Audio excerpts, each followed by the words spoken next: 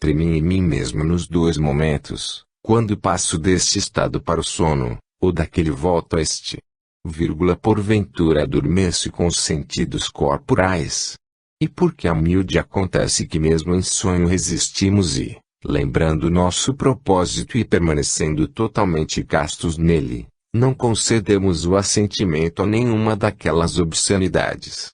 Contudo, são estados tão distintos que, quando acontece o contrário, acordando readquirimos a paz da consciência e, por essa mesma distinção, descobrimos que não fizemos aquilo, muito embora deploremos que aquilo, de alguma maneira, se tenha feito em nós.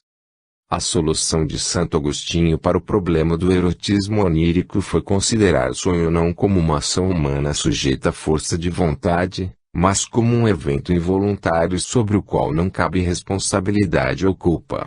Sonhar com o pecado não seria, portanto, pecado.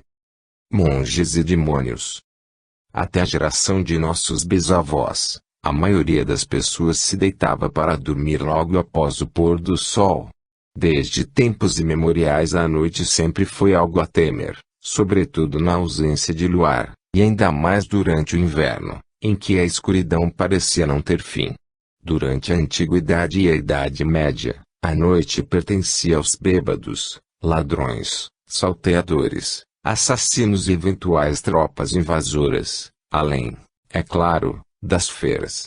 Por isso mesmo, à noite as pessoas se aglomeravam em torno do fogo e atrás dos muros, no interior das casas, fazendas, castelos, estalagens, tavernas e bordéis. Ao longo da Idade Média se disseminou a crença de que demônios, chamados íncubos e súcubos, podiam invadir os sonhos das pessoas para ter relações sexuais com elas. Diante dos perigos noturnos e da natureza fantástica do sonho, não é estranho que o período de escuridão fosse marcado por fantasias apavorantes e pelo uso protetor de meditações, orações e encantamentos. Exceto no caso das crianças, era comum dividir a noite em duas partes, chamadas primeiro e segundo sonos, com um breve intervalo de vigília por volta da meia-noite, usado para rezar, cear, fiar, conversar ou namorar. Os hábitos noturnos dos monges cristãos eram rigorosamente controlados. O primeiro sono terminava às 2 da madrugada para a realização de orações matinais. Ficavam assim os monges privados de sono REM, fase rica em sonhos que prevalece na segunda metade da noite. Curiosamente, a privação completa de sono REM provoca um vigoroso rebote compensatório, com aumento subsequente do tempo de sono e intrusão de sonhos intensos. A Ordem de São Bento, a mais antiga ordem católica de clausura monástica, proibia o segundo sono mas tolerava o cochilo vespertino. O monge Raul Glauber, 985-1046, supersticioso e sonolento beneditino francês, deixou registrado o assédio de um demônio cuja tentação consistia em sussurrar em seu ouvido que ignorasse o sino e cedesse ao doce descanso do segundo sono. Mas se era comum temer a ação de demônios noturnos capazes de sedução, também esperava-se que os sonhos pudessem revelar desígnios divinos através da aparição de anjos, santos e santas. Entretanto, a partir do século XII, começaram a operar na França as instituições católicas dedicadas à perseguição de heresias. Tais instituições eram quase sempre ligadas à ordem dominicana e ficaram conhecidas como Inquisição. Nos séculos seguintes o frenesi persecutório se espalhou por Alemanha, Espanha e Portugal, antes de seguir para as colônias da América, Ásia e África. Processadas pela Inquisição, milhares de pessoas foram acusadas de feitiçaria, torturadas e executadas em nome de um Deus infinitamente bom. Foi também no século XII que a confissão individual se institucionalizou no âmbito da Igreja, tornando o padre sabedor dos segredos privados de comunidades inteiras. Colocado ao mesmo tempo no lugar de absolvedor e acusador, o sacerdote católico mais do que nunca precisava enfrentar o dilema da interpretação onírica. Sonhos heréticos deveriam ser considerados pecado. Alguém poderia ser condenado e punido na vigília por causa de pensamentos experimentados durante o sono. A essa dúvida terrível, São Tomás de Aquino, 1225 a 74, grande defensor da razão dentro da Igreja, principal responsável pelo resgate da indução aristotélica após quase 1000 anos de neoplatonismo, respondeu com um enfático não. Afinal, nem todos os sonhos são verdadeiros. Para que se tenha uma noção da importância do sonho em sua obra, a palavra aparece 73 vezes na Suma Teológica, um de seus textos mais influentes. Nela, o teólogo que nascido no laço afirmou que é irracional negar o que é de experiência humana universal. Ora, todos sabem por experiência que os sonhos revelam certas causas futuras. Logo, é vão negar que se possa adivinhar por meio deles, e portanto é lícito recorrer a eles. Como se disse, a adivinhação fundada numa opinião falsa é supersticiosa e ilícita. Portanto, devemos distinguir o que há de verdade a respeito do conhecimento do futuro, que podemos aurir nos sonhos. Ora, às vezes os sonhos são a causa dos acontecimentos futuros. Por exemplo, quando alguém, com o espírito influenciado pelo que viu em sonhos, é levado a praticar ou não certo ato. Outras vezes, os sonhos são sinais de determinados acontecimentos futuros, reduzindo-se a alguma causa geral, ao mesmo tempo dos sonhos e desses acontecimentos. Se entre vós se achar algum profeta do Senhor, eu lhe aparecerei em visão ou lhe falarei em sonhos. Outras vezes, porém, por obra dos demônios certas fantasias aparecem àqueles que dormem, e aos que mantêm com eles pactos ilícitos revelam certos acontecimentos futuros. Nessa passagem, São Tomás de Aquino agregou uma nova dimensão ao problema da interpretação onírica, ao afirmar que a acurácia preditiva de um sonho não é a prova de sua origem divina. Começou a crescer na Igreja o ceticismo quanto à possibilidade de se deixar guiar pelos sonhos, embora seu caráter divinatório tenha continuado a ser reconhecido. O Espelho da Verdadeira Penitência, uma coleção de sermões edificantes sobre a virtude e o pecado escritos pelo frade dominicano italiano Jacopo Passavanti, c. 1302 a 57, é concluído com um tratado de sonhos que afirma que os sonhos que são feitos ao redor do alvorecer são os sonhos mais verdadeiros que são feitos e cujos significados podem ser mais bem interpretados. Em A Divina Comédia, do italiano Dante Alighieri, c. 1265 a 1321, os sonhos proféticos são os matinais. O Protesto da Águia. O teólogo alemão Martinho Lutero, 1483 a 1546, grande reformador do cristianismo, também viveu uma relação ambivalente com os sonhos. Ao iniciar sua carreira monástica, o jovem Lutero descobriu os sermões de João Hus, religioso da Boêmia queimado 100 anos antes como herege por pregar a rejeição das indulgências católicas.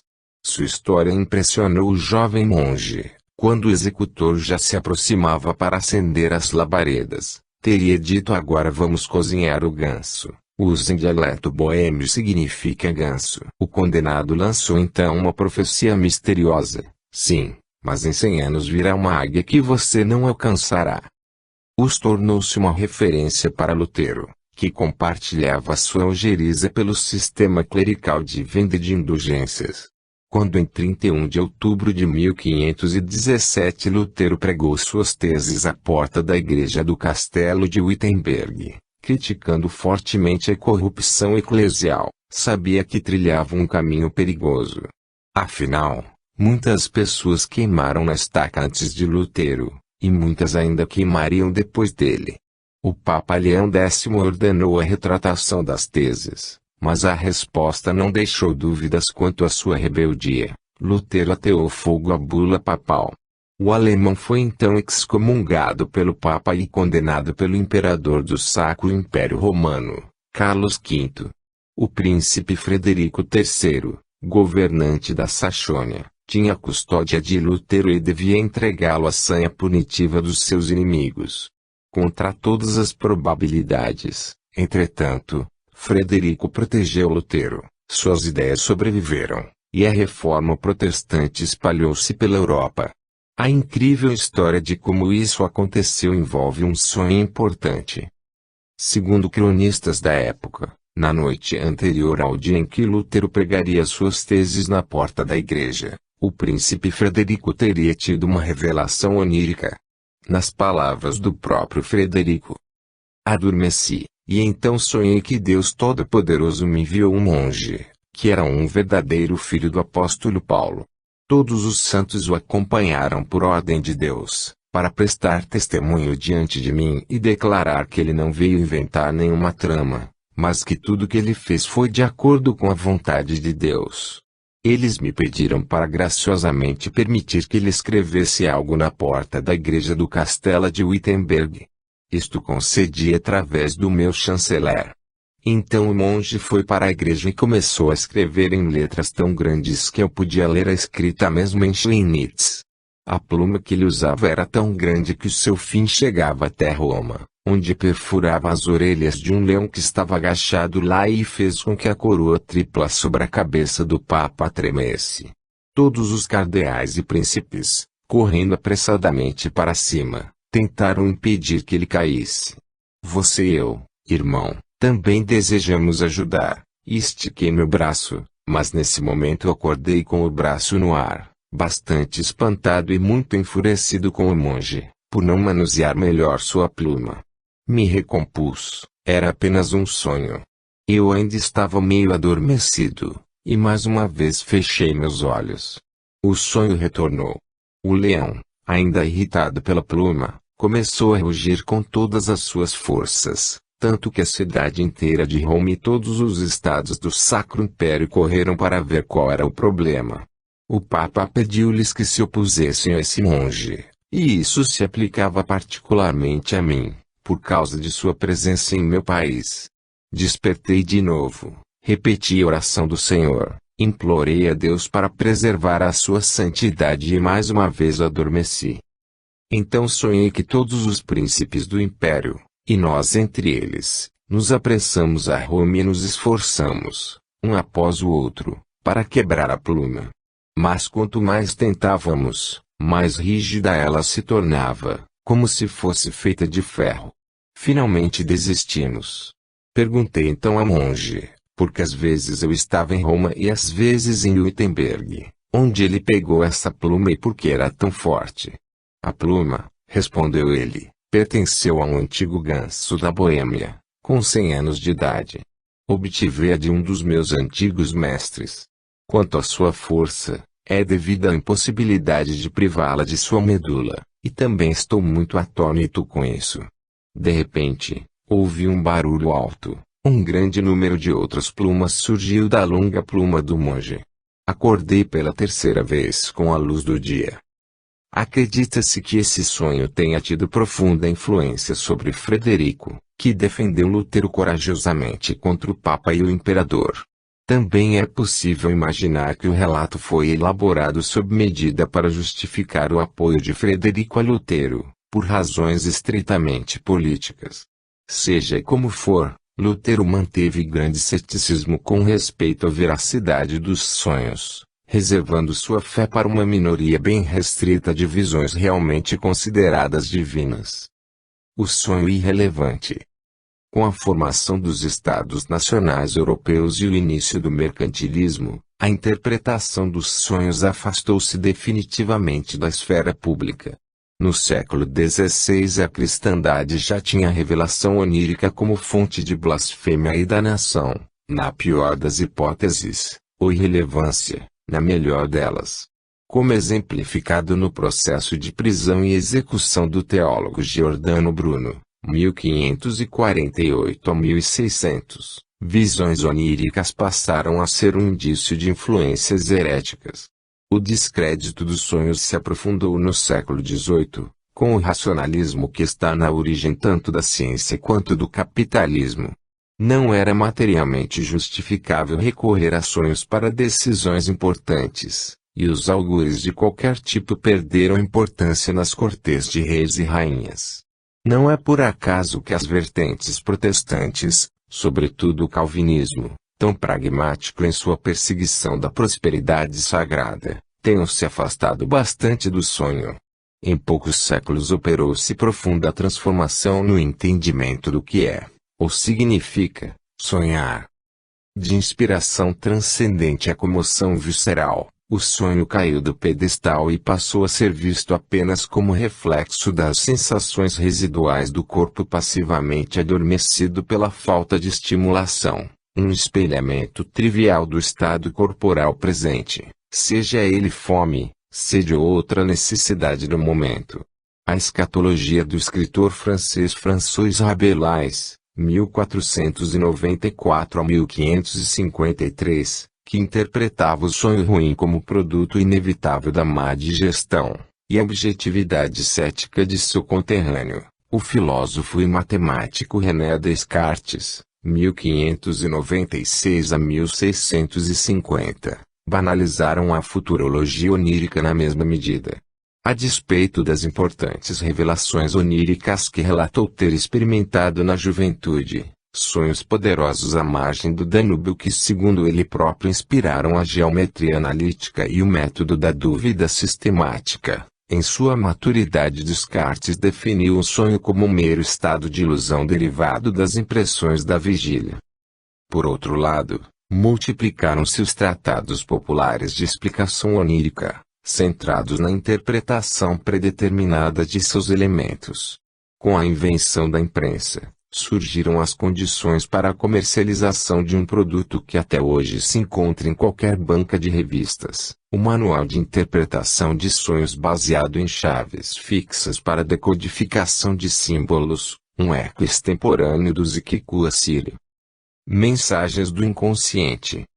Foi nesse contexto de relegação do fenômeno onírico aos folhetins baratos que Sigmund Freud desenvolveu sua teoria, na qual o sonho nasce como objeto de estudo racional, fenômeno biológico de suma relevância para a compreensão da mente humana.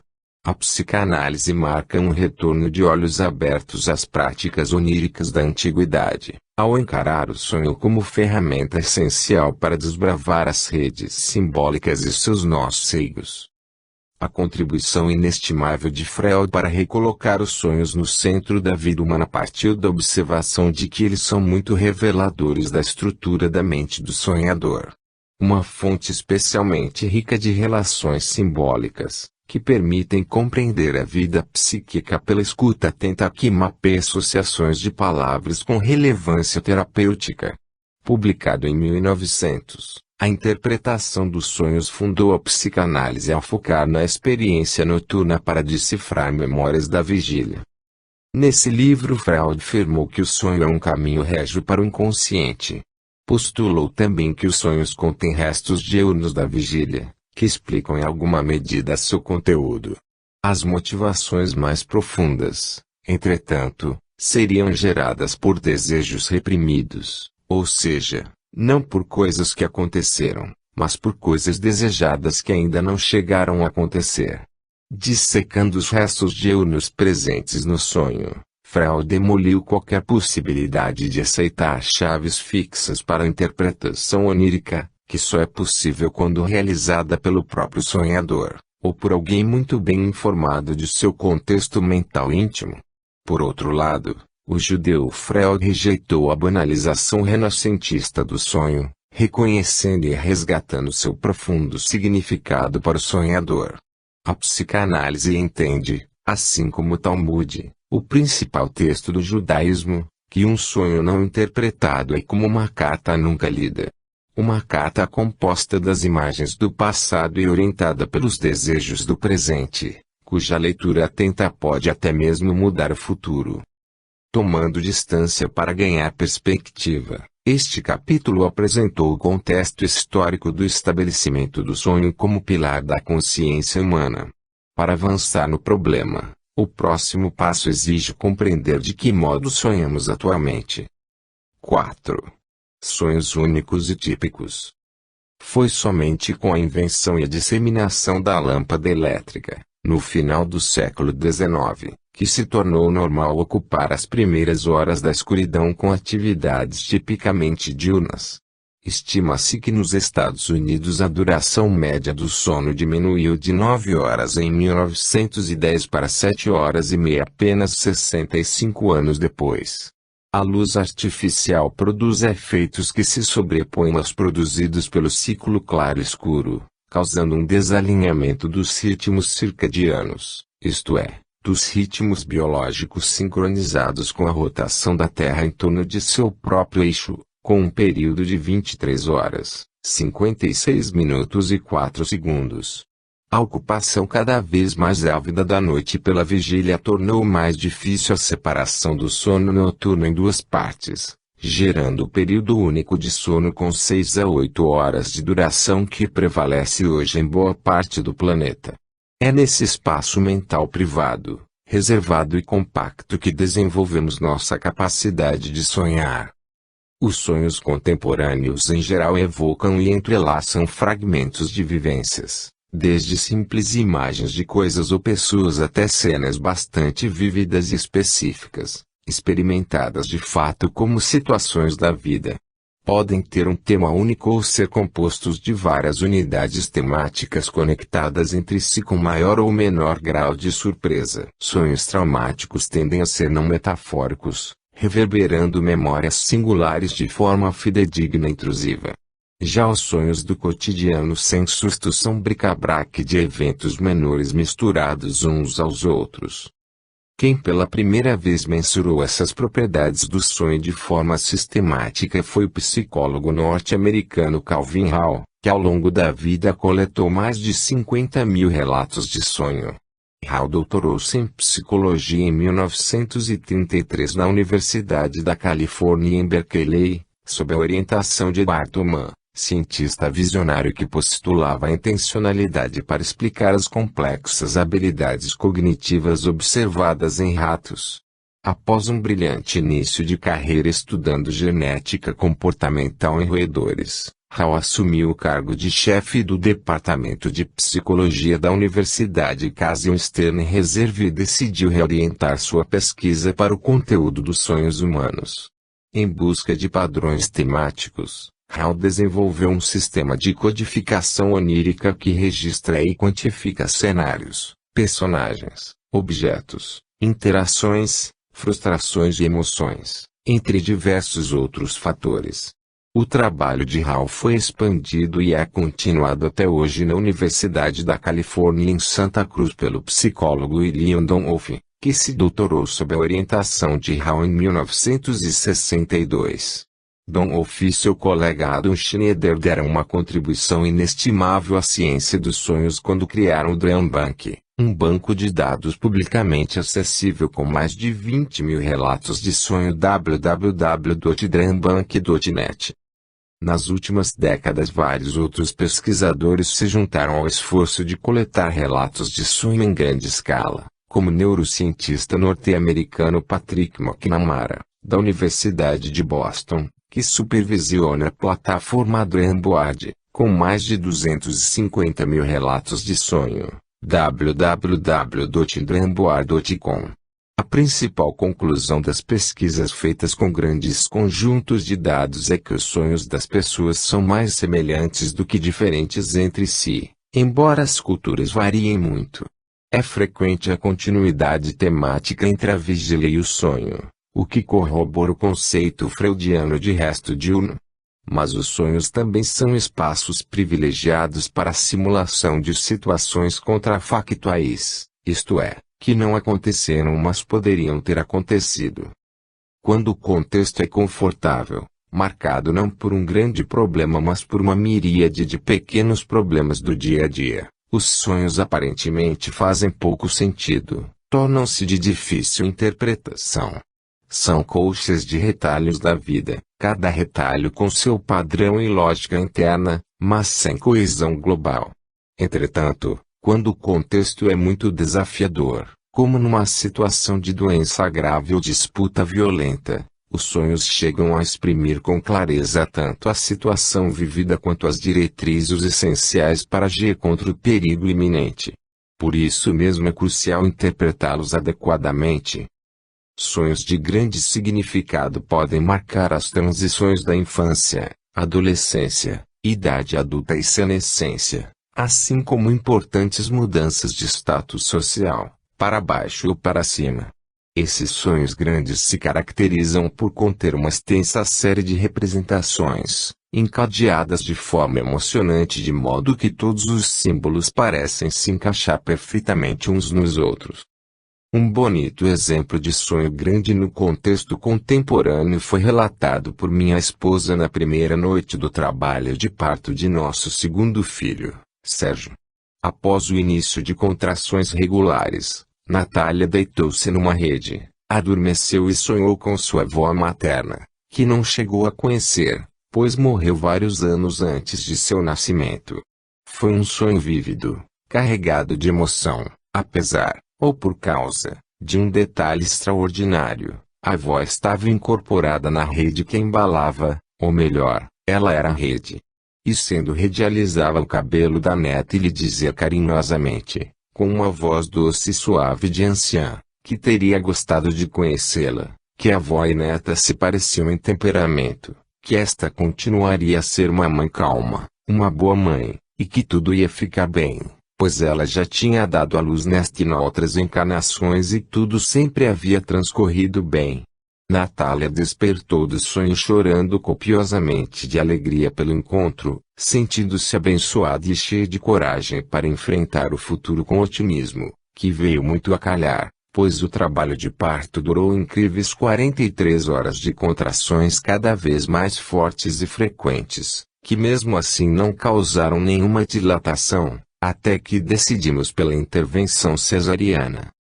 A dimensão épica dessa aventura particular ecoa os sonhos mitológicos.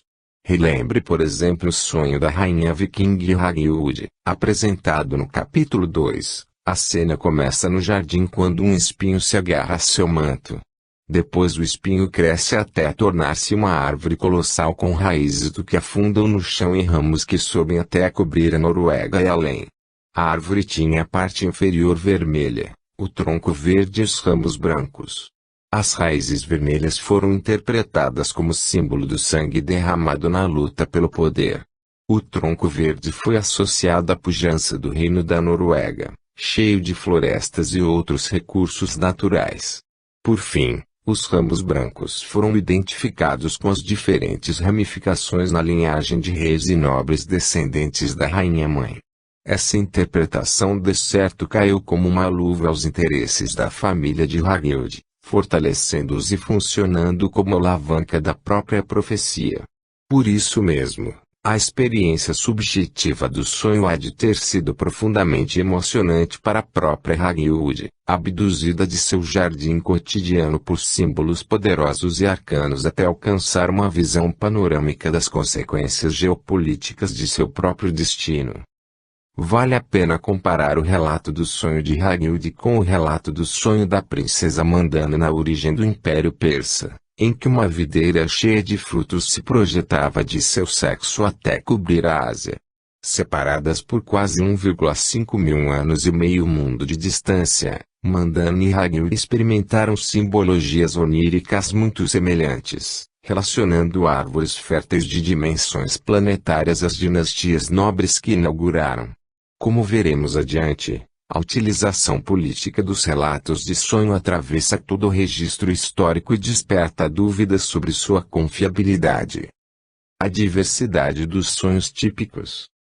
A mitologia e a história estão coalhadas de relatos oníricos de alianças e conflitos, júbilo e impotência, alegrias e decepções, sucessos e fracassos. Seriam os enredos oníricos de hoje comparáveis a esses incríveis sonhos do passado? Para compreender a lógica do sonho na atualidade é preciso contemplar sua enorme diversidade, as especificidades culturais e articulação com o contexto de ocorrência. Na África, por exemplo, reconhece-se o fenômeno da triangulação onírica, em que uma pessoa recebe em sonhos mensagens direcionadas a outras pessoas. Para além de diferenças culturais, É preciso sobretudo identificar as ansiedades e expectativas do sonhador, que prospectam a realidade iminente e podem simular possíveis soluções ou alternativas para problemas do presente. A série de sonhos apresentados a seguir, coletados no Dream Bank ou por mim mesmo entre familiares e amigos, ilustra várias dessas possibilidades. Mudanças significativas no modo de vida costumam disparar sonhos de fácil interpretação, como exemplo a seguir. Uma mulher de 28 anos, após meses realizando um curso fora de sua cidade com bastante liberdade de ideias e comportamentos, preparava-se para voltar a um emprego de muito trabalho, disciplina e mesmice. Poucos dias antes de recomeçar em seu antigo posto, sonhou ter voltado a estudar no colégio, onde precisava usar uniforme e tinha que assistir a aulas entediantes. Matou algumas aulas e se frustrou com a proibição de usar um tênis dourado. O sonho apresentou com nitidez a sensação de retroceder às restrições comportamentais aplicadas aos adolescentes, que castram o desejo de brilhar e incitam à rebeldia. São também frequentes os sonhos relacionados a exames, sejam de treinamento de habilidades específicas, medo do resultado ou celebração do sucesso. Pessoas engajadas na escrita de livros, artigos, teses e dissertações costumam experimentar períodos oníricos intensos, com visualização de problemas a serem resolvidos e potenciais soluções, que só desaparece quando a pessoa efetivamente consegue produzir o material prometido. Às vésperas de uma defesa de doutorado ou banca de concurso profissional, é muito comum sonhar que o computador quebrou, que a luz do projetor está queimada, ou que algum outro problema técnico impedirá a apresentação do trabalho. Sonhos desse tipo previnem contra acidentes e negligências básicas e se parecem com sonhos que preparam o sonhador para não repetir no dia seguinte erros já cometidos no passado. Bem me quer, mal me quer. Se alguns sonhos podem ser interpretados como verdadeiras chaves para a resolução de problemas, na maior parte das vezes são apenas reflexos metafóricos das emoções que nos governam.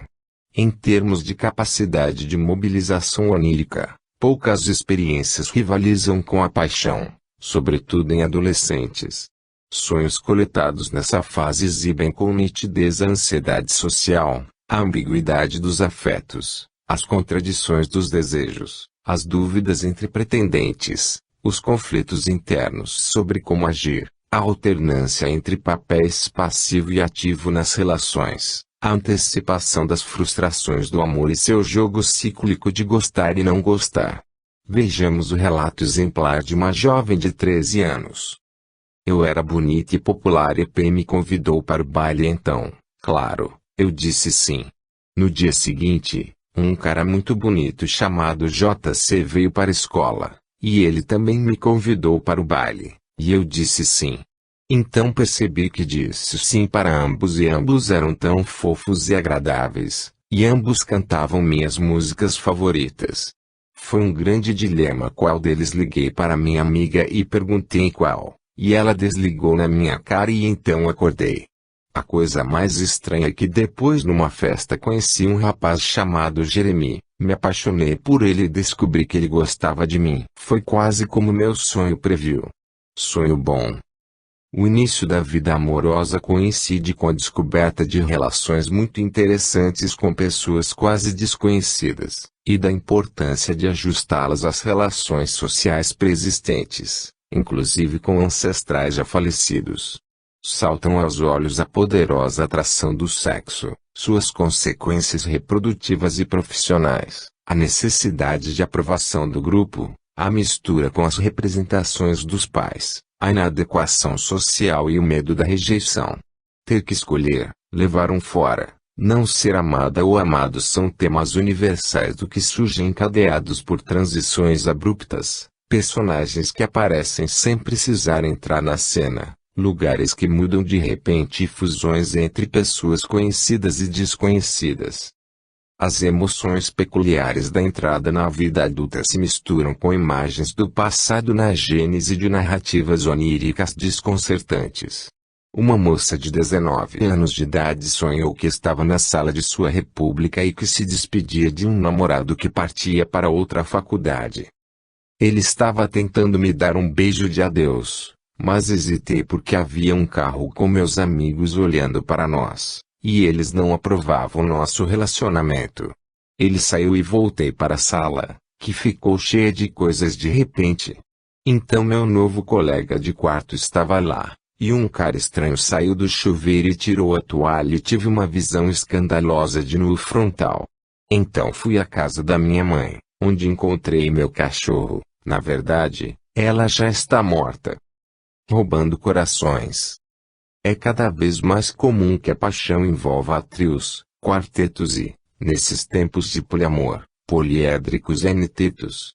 Mesmo assim, é quase sempre entre dois amores mutuamente excludentes que o desejante sofre e se despedaça de ciúme, remorso e saudade. A descoberta do novo amor que abala as estruturas do amor antigo é um enredo bem mais arcano do que as tragédias gregas. Os sonhos têm essa incrível capacidade de captar os sinais da paixão ainda bem no início, detectando as mais profundas revoluções interiores, cujas repercussões emocionais muitas vezes ficam incubadas por dias, semanas ou meses até explodirem em conquistas, separações e reatamentos sísmicos. Quem nunca escreveu uma carta de amor ridícula que pule esta sessão? O fato é que os sonhos são finos sensores das mudanças de curso dos afetos, mesmo quando estes não são visíveis a olho nu, até mesmo quando o próprio sonhador não está consciente do que sente. Um homem casado e sem filhos apaixonou-se secretamente por uma mulher mais nova, também casada e sem filhos. Quando ele teve o sonho descrito a seguir, não havia visto a jovem mais do que algumas vezes, sempre com várias outras pessoas por perto, em situações profissionais. Nada levava a crer que os dois pudessem um dia se transformar num casal. Tratava-se evidentemente apenas de uma fantasia, uma amizade erótica sem maiores consequências além da candura e do onanismo. Ainda nas primeiras semanas após conhecê-la, entretanto, ele sonhou que uma turba de linchadores se aproximava com paus e pedras de sua moradia, caminhando ameaçadoramente por uma rua de terra batida, escura e assustadora, querendo arrancar sua pele. O líder da turba era o então marido da moça. Um ano depois ela se separou e foi viver com o sonhador um tórrido e instável romance, até que se estabilizaram e tiveram filhos. As etapas do desamor. Sonhos relacionados a rompimentos amorosos são uma categoria à parte, pois existe um curso característico de repertórios oníricos no transcorrer da separação, que incluem tanto pesadelos de perda e morte quanto sonhos de pura satisfação do desejo, seja pela restauração do relacionamento rompido, seja pela substituição do cônjuge por outra pessoa.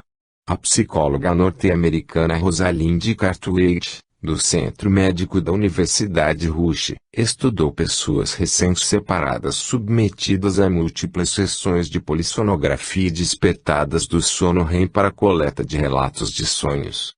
Os dados mostraram que o grau de preocupação com o ex-cônjuge é proporcional ao percentual de sonhos em que ele aparece.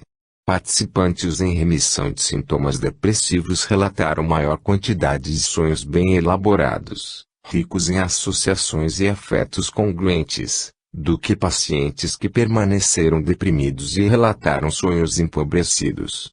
Além disso, pacientes que sonharam mais frequentemente com o ex-cônjuge também o fizeram de modo mais distante ou incidental, mostrando melhor prognóstico do que os que pouco sonharam com o ex-cônjuge mas que, quando faziam, eram dominados por emoções negativas.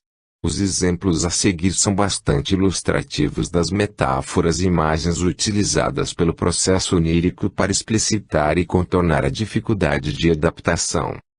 Após paixão fulminante, com aventuras e viagens internacionais para encontros românticos, uma casal marcou data para começar a viver juntos no exterior. Semanas antes do encontro marcado, o rapaz começou a ter sonhos assustadores com serpentes peçonhentas saindo de dentro da geladeira. Pouco depois, Num fim de tarde melancólico, recebeu por telefone um rompimento incondicional atribuído aos ataques virulentos feitos ao caráter do rapaz por familiares e amigos da moça. Horas após ser sumariamente descartado, o rapaz sonhou que se encontrava à deriva no mar à noite, numa baía enorme em que as luzes nas margens eram vistas ao longe. Nadou e nadou no mar escuro de óleo vertido pelos imensos navios que passavam silenciosos, e o medo de tubarões quase o paralisou.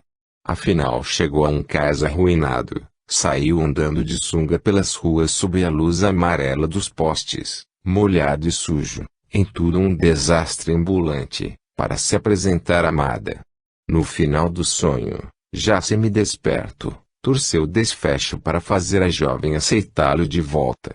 A forçada de barra do desejo mudou o desenlace onírico, mas o gosto ao despertar foi amargo.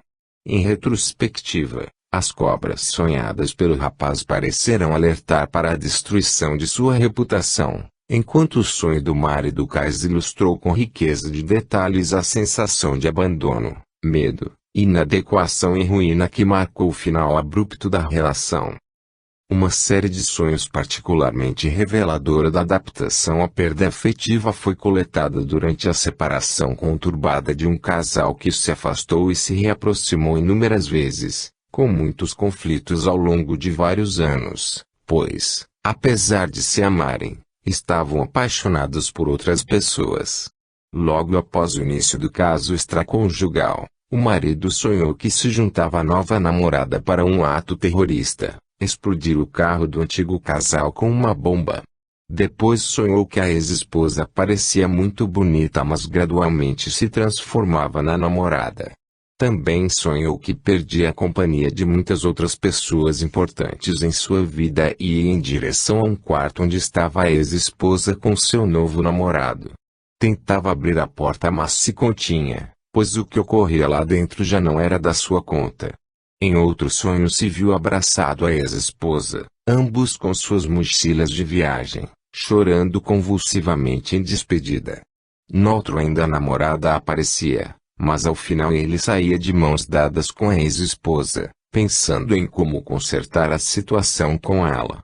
Uma vez sonhou com uma reunião social cheia de gente, onde o ex-casal se encontrava no início, mas depois ele perdia a ex-mulher de vista. A procurava e não encontrava. Tentava ligar para ela, mas se dava conta de que o celular que ele carregava era o dela, portanto seria impossível fazer contato. Um ano depois da separação, o homem descobriu que sua nova esposa estava grávida. Logo em seguida sonhou com a ex-esposa e duas outras pessoas não identificadas. Em certo momento decidiram todos injetar veneno sob a pele. Ele injetou na ex-esposa, mas não em si mesmo, e ela morreu calmamente à beira de uma piscina. Pouco tempo depois, na vida real, circunstâncias profissionais provocaram um reencontro involuntário cheio de animosidade entre os ex-cônjuges. Ele então sonhou que havia morrido, mas depois reaparecia vivo, o que deixava a ex-esposa furiosa. Esse excesso de variações sobre o mesmo tema explicita a dificuldade que o marido teve de acomodar as representações da nova esposa e do marido da ex-esposa em seu panorama simbólico. Dividido entre a lealdade ao passado e a decisão de viver um novo futuro, vacilando dolorosamente entre dois destinos opostos, o homem sofreu de muitos modos distintos a sua separação. As idas e vindas do processo refletem o fato de que a morte simbólica, ao contrário da morte real, não é irreversível. Sonhar a Deus. Os sonhos que se seguem ao desaparecimento físico de uma pessoa querida são bem diferentes dos enredos de separação amorosa, formando uma categoria à parte. Na primeira noite após a morte de um parente muito próximo, um homem sonhou com o deslocamento de um pequeno carro numa orla escura. Noite de lua nova, imagens captadas de cima, de um ponto de vista em terceira pessoa. Dentro do carro, o sonhador vê chegar uma onda enorme que lambe a costa. O carro resiste e segue, outras duas ondas parecidas se formam e o mesmo acontece. O carro segue. Fortes reações emocionais, Algumas delas moralmente reprováveis, aparecem nos sonhos que ocorrem após o falecimento de pessoas queridas, o alívio de não ter sido eu a morrer, o pânico de que seja eu a morrer, o pânico da morte de quem amo, além da saudade em si e da negação da ausência. Poderosos, tais sonhos podem complicar ou resolver problemas emocionais importantes. Quando criança, um homem perdeu o pai, assassinado. Soube que o corpo havia sido embalsamado e ficou muito impressionado, imaginando o corpo sem vida. Tornou-se um adolescente bastante alegre e extrovertido, casou-se e viveu vários anos em harmonia como se a tragédia do assassinato fosse um assunto superado. Entretanto, perto de completar 40 anos, foi repentinamente deixado pela esposa. Entrou em depressão pela primeira vez na vida, perdeu os cabelos e começou um intenso processo psicoterapêutico. Sonhou então que estava com o terapeuta diante do túmulo do pai, não uma cova simples como de fato era, mas um grande jazigo de pedra. O terapeuta o encorajou a entrar a golpes de picareta. Foi quebrando, tirando lascas, por vezes querendo parar, mas o terapeuta o encorajava, até que entraram e encontraram apenas um esqueleto. Morto, realmente morto, em paz. O sonho marcou o início do fim da depressão. Quando o novo vem. Sonhos com a prole são paradigmáticos da gestação e do período que envolve o parto. Investigadores da Universidade Johns Hopkins pediram a 104 mulheres grávidas que tentassem adivinhar o sexo de seus bebês usando qualquer método de sua escolha, adágios populares, sonhos, palpites, forma da barriga, etc. Em média, as futuras mães alcançaram uma taxa de acerto de 55%, indistinguível do que seria de se esperar pelo acaso, 50%. Entretanto, quando os dados foram analisados separadamente segundo cada método específico, um intrigante resultado apareceu. Em contraste com diversos métodos de eficácia aleatória, posição abdominal do feto 52%, apenas uma sensação 56%, e comparação com gravidez anterior 59%, palpites baseados em sonhos acertaram o sexo dos bebês 75% das vezes. Entre mulheres com mais de 12 anos de educação, os sonhos chegaram a 100% de acurácia. Com a ressalva de que a amostra era pequena, os resultados intrigam. Expectativa, medo e êxtase se destacam nos sonhos que caracterizam a gestação. Grávida de 7 meses, uma mãe se angustiava com o fato de que o nome do filho ainda não fora escolhido. Sonhou então que o bebê nascera e estava em seus braços, e ela perguntava ao marido qual nome a criança receberia. A expectativa de resolução desse problema bem concreto claramente motivou o enredo onírico. As preocupações que acompanham a chegada de um novo membro na família também afetam os sonhos paternos. Um casal que esperava a qualquer momento o nascimento do filho resolveu finalmente comprar um berço. Na noite após a montagem do novo móvel, o marido teve um sonho que o fez acordar agitado, balbuciando que a esposa precisava se levantar e dar de mamar para o bebê que ainda não nascera. Sonhos produzidos pelo casal ao longo de uma gestação revelam com fartura de imagens as preocupações típicas da situação. Um casal decidiu com muito entusiasmo ter o primeiro filho. Às 6 semanas de gravidez, a mãe sonhou que entrava num quarto e sabia que ia ver seu bebê. Abria a rede e viu uma menininha dormindo como ela. Olhava para o rosto que ia se formando, o nariz mudava, a boca mudava, os olhos pareciam embaçados, pois mudavam muito. Ela ficava com medo de que a filha tivesse conjuntivite. Pegou a criança no colo e a menina piscou para ela, limpando a imagem do olho. O sonho anuncia a perene ansiedade da mãe com a saúde do filho, ansiedade que tende a crescer à medida que se aproxima o parto. Aos 8 meses de gravidez, a mesma mãe sonhou que estava rodeada de amigos que riam enquanto ela entrava em trabalho de parto. Lá pelas tantas o bebê nasceu e quase caiu no chão. Olhou para ela com cara de adulto e disse: Francamente, mamãe. Mesmo antes de nascer o bebê, já começa a se esboçar sua representação subjetiva na mente da mãe. Os processos oníricos do paciente tendem a tardar um pouco mais, mas acabam por se apresentar com nitidez. Uma semana após o parto descrito acima, o pai teve o primeiro sonho com o filho.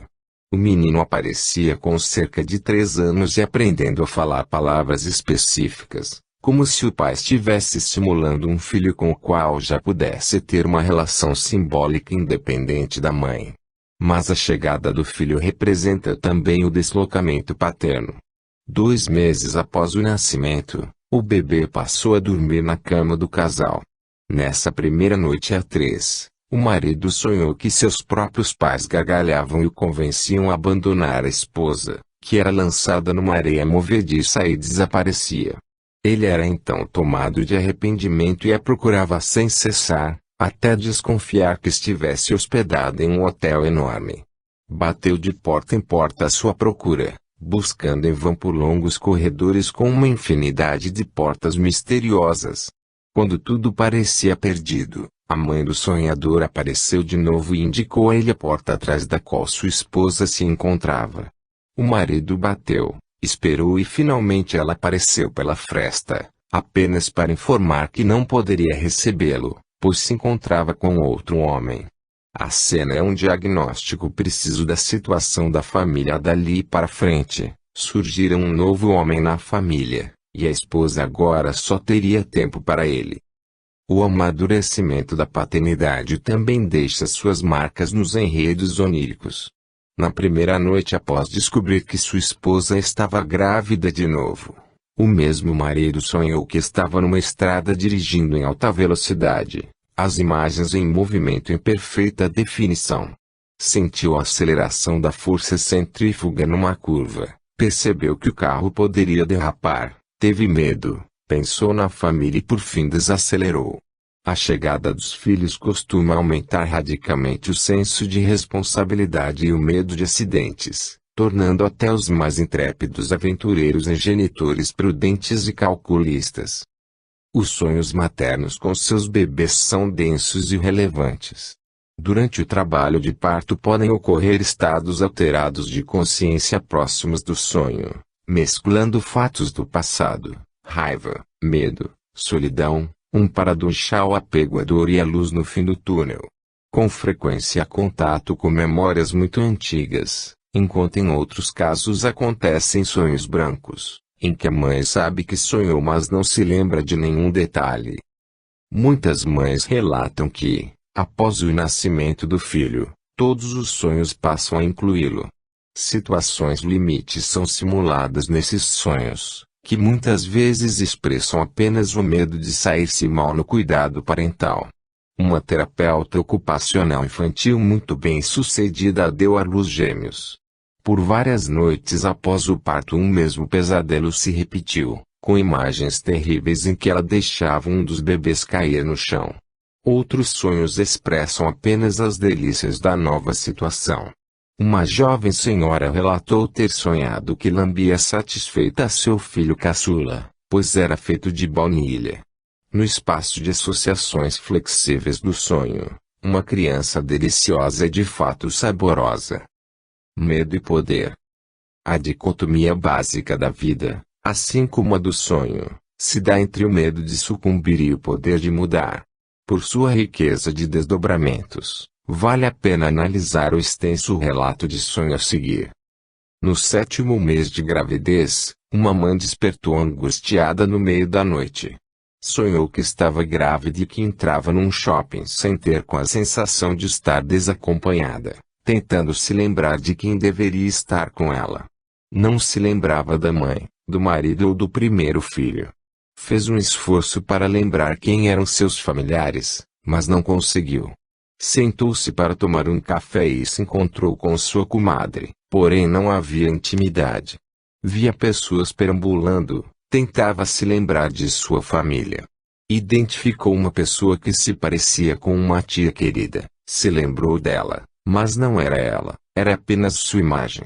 Seu comportamento era bem diferente, Passeava como se não a conhecesse, andando com outras pessoas, ocupada com a própria vida. A comadre então disse, de modo bem diferente do que diria na realidade, que havia um serviço para a guarda de bebês e que ela deixava seu filho lá desde que ele nascera. A mãe achou estranho porque o considerou muito novo para isso, mas havia a sensação difusa de que aquilo era normal. Ela então começou a sentir que estava entrando em trabalho de parto. Ocorreu um deslocamento e de repente ela estava no hospital e havia parido. Foi feito um procedimento médico. Ela quis amamentar, mas a enfermeira disse que o bebê estava na sala de recém-nascidos. Não se preocupe, pois daqui a pouco você receberá seus superpoderes e poderá escutá-lo. Nesse momento a sonhadora quase se tornou consciente de estar sonhando porque fez um comentário interno de que aquilo não fazia sentido. Chegou a pensar que se tratava de um sonho, mas depois se esqueceu. Sua memória estava débil. Sabia que era incorreto não estar com seu filho e sentiu falta da família, mas não conseguia se lembrar quem eram os ausentes. Sozinha na sala de recuperação, construiu outras parafernálias clínicas. Ela começou a escutar o choro do filho, o leite começou a jorrar de uma vez e as mamas a doer. Ela sabia que precisava amamentar, então disse, eu sei como é, vou lá. Pôs-se a andar, dizendo, estou escutando ele chorar. As enfermeiras não queriam que ela se levantasse, lhe diziam que ainda precisava ficar deitada por causa dos procedimentos médicos. Mas, pensou, se já escutava o filho, havia adquirido os tais superpoderes e estava, portanto, bem, posso escutar daqui, preciso saber onde está, vou lá, o leite está descendo. Andou, de início sem pressa, se orientando pelas placas, mas os corredores do hospital foram ficando cheios, até que ficou difícil avançar, sobretudo mudar de andar. Havia filas enormes nos elevadores e escadas. As pessoas passavam por ela sem olhar, apressadas, sem interagir. Seguiu-se uma progressão infinita de placas. Quanto mais descia, mais longe ficava, o peito jorrando leite, doendo, latejando, as placas mandando descer, o estranhamento aumentando enquanto ela pensava, magoada, o mundo não era assim com quem acabou de parir. A jovem mãe começou então a se desesperar. O choro do filho agora expressava muita dor. Ela entrou em pânico ao pensar que o estaria maltratando ou sequestrando. Começou a correr, esbarrando nas pessoas, receosa por causa da cirurgia que acabara de ser submetida, mas assim mesmo corria, se pendurava nas plantas, pulava escadas e transpunha obstáculos, num verdadeiro parkour. As folhas arrebentavam com seu peso, mas ela caía confiando em seus superpoderes. Escutava o choro ao longe e seu peito jorrava leite. O frenesi aumentava, as imagens se sucediam vertiginosamente, ela corria e corria, mas não chegava. Até que acordou, sobressaltada. O sonho angustiado da mãe explicita a dificuldade de completar o objetivo biologicamente mais relevante. Amamentar o filho recém-nascido, num processo em que a debilidade da memória desempenha um papel crucial no modo como o sonho transcorre. A interrupção de uma cena onírica e o início de outra, assim como na edição de vídeo, cria um deslocamento que gera a sensação de tempo a transcorrer.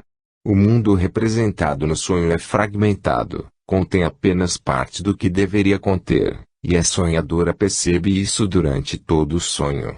A narrativa é dominada por duas emoções antagônicas, o medo de fracassar no cuidado materno e a confiança nos próprios poderes para exercê-lo.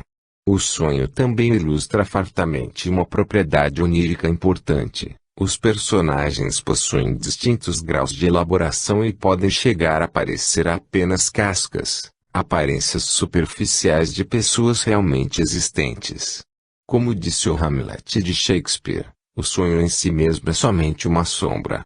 Na psicologia profunda de Jung esse conceito recebeu o nome de mago, algo que por vezes se parece com uma pessoa ou entidade de imenso poder e sabedoria, outras vezes não. A inescapável incompletude. Assim como a literatura abrange do mais breve poema ao mais longo romance, assim como existe um nexo fundamental entre a fotografia e o cinema, também os sonhos configuram experiências diversificadas, desde haikais imagéticos até sagas monumentais. Há até quem relate que certos sonhos podem